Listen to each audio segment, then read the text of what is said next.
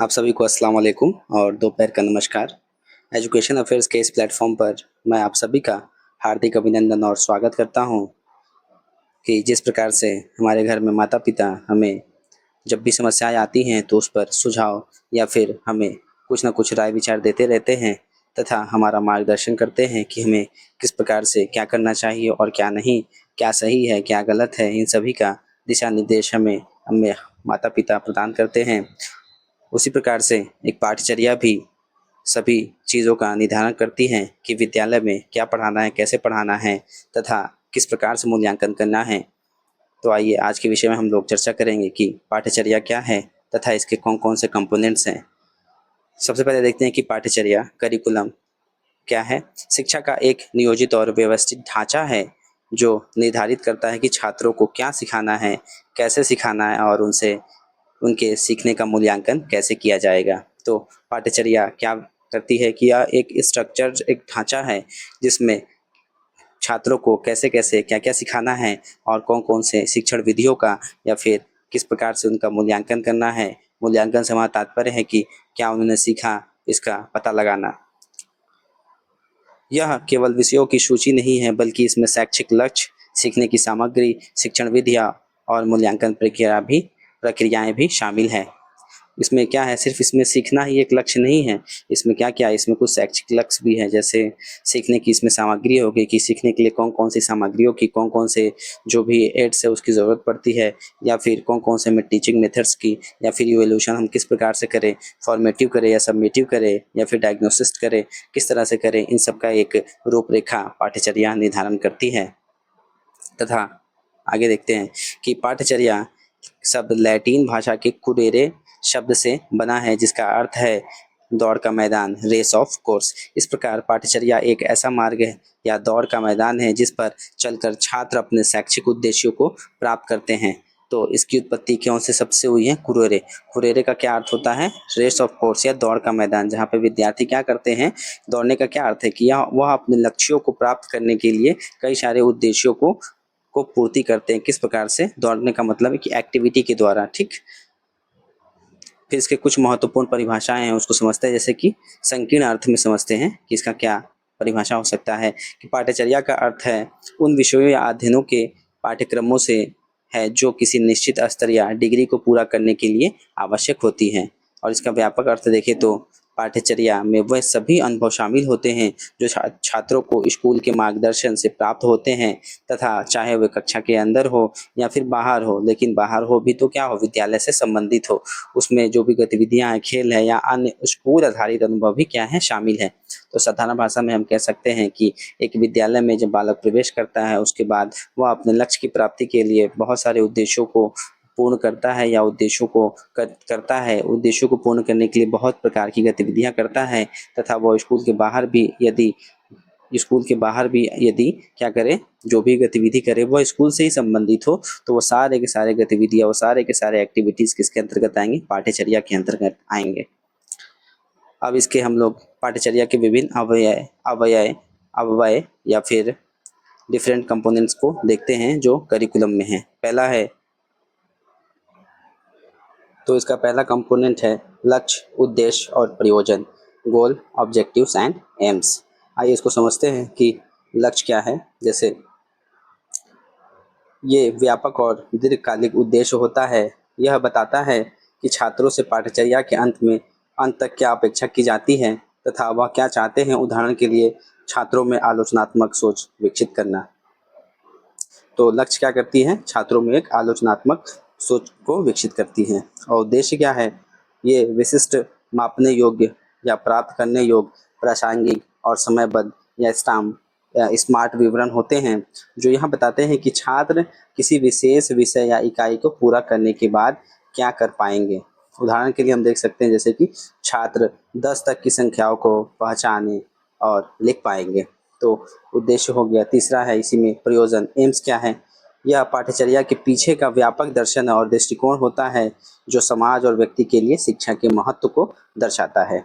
अब दूसरा इसका क्या अवयव है या क्या कंपोनेंट है? विषय वस्तु या सामग्री, कंटेंट या सब्जेक्ट मैटर। इससे क्या तात्पर्य है कि यह जो करिकुलम होता है वह इसका क्या है? एक हिस्सा है। विषय वस्तु जो यह निर्धारित करता है कि क्या पढ़ाया जाना है।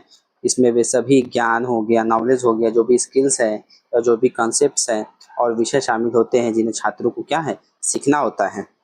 और इसमें जैसे पाठ्य पुस्तकों के संदर्भ सामग्री हो गए, केस स्टडीज़ हो गए, परियोजनाएं हो गए या फिर अन्य जितने प्रकार के सीखने के संसाधन हैं, ये विषय वस्तु में शामिल किया जाता है कि बच्चों को क्या-क्या सीखना है और कौन-कौन सी उसमें सामग्री होनी चाहिए और किस प्रकार की परियोजनाएं होनी चाहिए, इन सब का यह विषय वस्तु में समावेश होता है। तो विषय वस्तु का चयन शैक्षिक लक्ष्यों और उद्देश्यों के साथ रेखांकित होना चाहिए और छात्रों की आयु, विकास के स्तर और सामाजिक आवश्यकताओं के अनुसार होना चाहिए। तो जो विषय वस्तु है क्या है, वह छात्रों का जो भी लेवल है या फिर जो उनका एज है उसके अनुसार यह विषय वस्तु होना चाहिए। यदि उससे कम होगा या ज़्यादा होगा एज के अनुसार तो कहीं न कहीं बालकों को समस्याएँ होंगी समझने में। तीसरा है सीखने के अनुभव, निर्देशात्मक रणनीतियाँ, लर्निंग एक्सपीरियंसेस या इंस्ट्रक्शनल स्ट्रैटेजीज़। इससे क्या तात्पर्य है कि यह कंपोनेंट इस बात पर, ये कौन सी बात पर ध्यान केंद्रित करता है कि विषय वस्तु को कैसे अब पढ़ाया जाएगा। विषय वस्तु तो हम लोगों ने तैयार कर लिया कि विषय वस्तु में क्या है क्या नहीं है।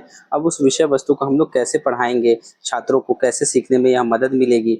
इसमें शिक्षण अधिगम की जो भी लर्निंग टीचिंग की जो प्रोसेस है और उसमें जो जो एक्टिविटीज़ हैं इसमें शामिल होती हैं। जैसे कि शिक्षण रीतियों में जैसे व्याख्यान हो गया, समूह कार्य हो गया, जो भी हमारे टीचिंग की स्ट्रैटेजीज़ होंगे जैसे कि लेक्चर के माध्यम से या फिर समूह कार्य के माध्यम से या डिस्कशन के माध्यम से या फिर जो भ्रमण कराते हैं बालकों को या फिर कोई एक्सपेरिमेंट के द्वारा, तो ये सब गतिविधियाँ क्या हैं इसमें शामिल की जाती है सीखने के लिए।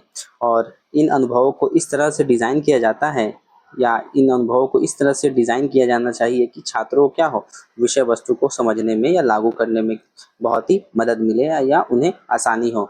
जिससे क्या हो, छात्र विभिन्न तरीके के जो भी सीखने की शैली है या फिर जो भी आवश्यकताएँ हों उसका भी ध्यान रखना चाहिए। और चौथा है लास्ट इसका जो कंपोनेंट है वो है मूल्यांकन रणनीतियाँ, इवैल्यूएशन स्ट्रैटेजीज़ कि अब हम लोगों ने सब चीज़ों का निर्धारण कर लिया।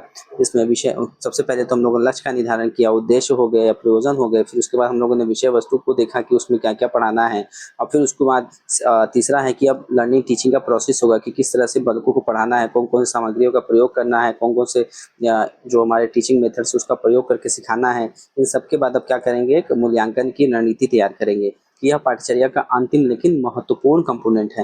ये लास्ट है लेकिन क्या है, महत्वपूर्ण होता है, जो कि क्या करता है कि छात्रों ने, यह बताता है कि छात्रों ने कितना सीखा और कितना नहीं सीखा। क्या उन्होंने अपने शैक्षिक उद्देश्यों को प्राप्त किया, कि जो उनके उद्देश्य थे शिक्षा से संबंधित क्या उन्होंने यह प्राप्त किया।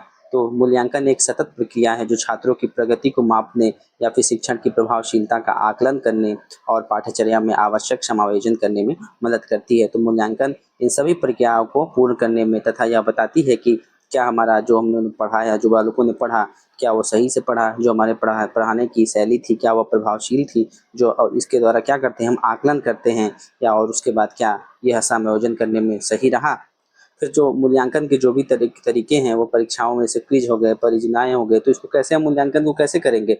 बहुत सारे ऐसे कि क्वेश्चंस पेपर के माध्यम से, क्विज के माध्यम से या फिर प्रोजेक्ट कार्य दे करके या प्रस्तुतिकरण दे करके या अवलोकन करके, ऑब्जर्वेशन करके भी हम लोग क्या कर सकते हैं, बालकों का मूल्यांकन कर सकते हैं कि हम लोगों ने जो पढ़ाया उन्होंने सीखा या नहीं। या फिर एक पोर्टफोलियो भी तैयार कर सकते हैं, उसके द्वारा भी इसमें मूल्यांकन शामिल हो सकता है। तो मूल्यांकन के परिणाम न केवल छात्रों की उपलब्धि, जो उनके अचीवमेंट है वह उनको नहीं दर्शाते हैं, उनको भी दर्शाते हैं साथ साथ, बल्कि यह भी दर्शाते हैं कि शिक्षकों ने अपनी शिक्षण विधियों को बेहतर बनाने और पाठ्यचर्या को अद्यतन करने के लिए भी जानकारी प्रदान करते हैं। तो ये क्या बताती है कि यह सिर्फ बालकों के अचीवमेंट्स को नहीं बताती, यह भी बताती है कि क्या जो शिक्षक ने पढ़ाया वह प्रभावशाली रहा, क्या उनका पढ़ाया हुआ बालकों को समझ में आया, यह मूल्यांकन के द्वारा हमको पता चलता है। तो ये इसके कंपोनेंट से पहला था लक्ष्य, उद्देश्य और मूल्यांकन। लक्ष्य, उद्देश्य और प्रयोजन हो गया और दूसरा है विषय वस्तु या जो हमारा कंटेंट हो जाएगा। तीसरा है अब उसको क्या करेंगे, लर्निंग टीचिंग में उसको इंस्ट्रक्शंस देंगे, स्ट्रैटेजीज बनाएंगे और जब इन सबको हम लोग लागू कर देंगे तो फिर चौथा हम मूल्यांकन करके उसको देखेंगे कि बालकों ने सीखा या नहीं सीखा। तो ये चारों अवयव जो भी ये चारों कंपोनेंट है यह क्या है, एक दूसरे से जुड़े हैं, क्योंकि इसको सबसे पहले हम लक्ष्य निर्धारित कर लेंगे तो फिर उसके बाद विषय वस्तु तैयार करेंगे, फिर उसको सिखाएंगे, पढ़ाएंगे, फिर उसके बाद मूल्यांकन करेंगे। तो कहीं ना कहीं ये एक दूसरे से क्या है, अटैच्ड है। और यह क्या है, एक प्रभावी पाठ्यचर्या के लिए इन सभी की संतुलित और सुसंगत होना बहुत ही आवश्यक है कि इनको हम लोग क्या करें, एक स्ट्रक्चर वे में ही, एक स्ट्रक्चर्ड वे में रखें ताकि हम अपने पाठ्यचर्या जो भी कंपोनेंट्स हैं उसको पूर्ण कर सके और अपने पाठ्यचर्या को सही से लागू कर सके। आप सभी का बहुत बहुत धन्यवाद। कृपया चैनल को सब्सक्राइब करें, लाइक करें और अपने मित्रों के साथ शेयर करें। कोई सजेशन है या फिर कोई डाउट है तो कमेंट बॉक्स में ज़रूर कमेंट करें। Thank you.